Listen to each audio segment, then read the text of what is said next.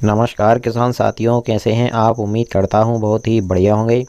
किसान साथियों, आज की वीडियो में हम बात करेंगे गर्मी में मूंग की सफल खेती कैसे करें। हमारे ज़्यादातर किसान साथी रबी फसल के कटाई के बाद में मूंग की बुवाई करते हैं।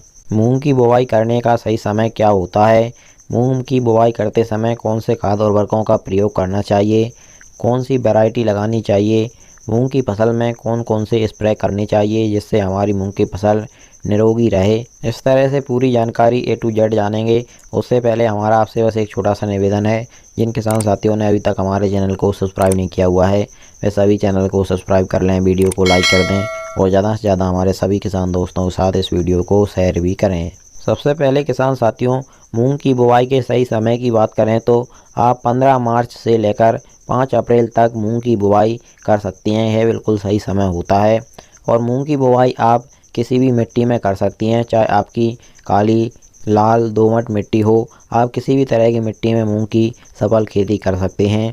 इसके बाद में बात आती है किसान साथियों बीज के चयन की, यानी कि आपको कौन सी वैरायटी लगानी चाहिए जिसकी रोग प्रतिरोधक क्षमता बढ़िया हो और आपको उत्पादन भी बढ़िया निकाल कर दे सके। उन्नतशील किस्मों की बात करें तो किसान साथियों MH 421 के नाम से जो वैरायटी आती है इसको आप लगा सकती हैं। सम्राट PDM 139 वैरायटी को आप लगा सकते हैं। IPM 410 सिका को आप लगा सकते हैं। एक वैरायटी पूसा विराट के नाम से आती है, इसको भी आप लगा सकती हैं। NM 47 नाम से जो वैरायटी आती है इसको भी आप लगा सकती हैं।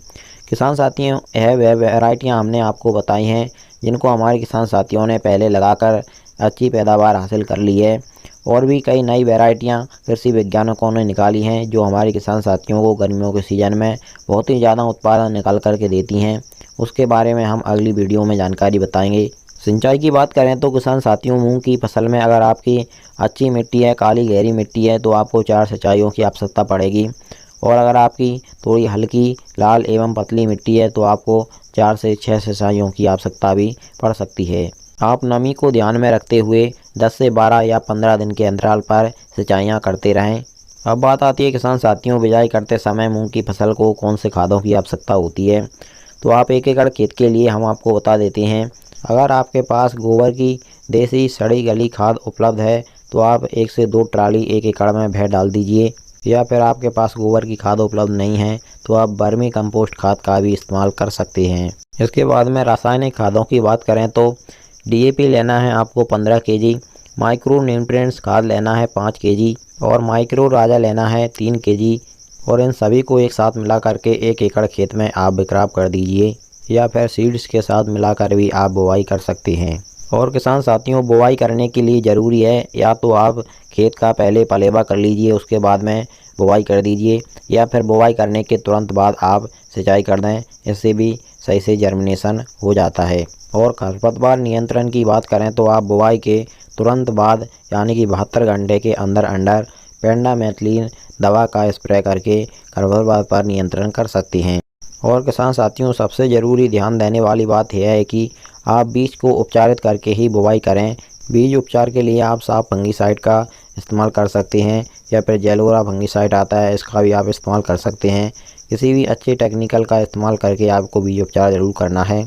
अब बात आती है किसान साथियों स्प्रे की। मूंग की खड़ी फसल में किसी भी प्रकार का कोई भी रोग कीट ना आए इसके लिए आपको स्प्रे शेड्यूल अपनाना होगा। फर्स्ट स्प्रे में आपको इमामेक्टिन बेंजोइड 10 ग्राम लेना है और UPL का साफ फंगीसाइड 40 ग्राम लेना है।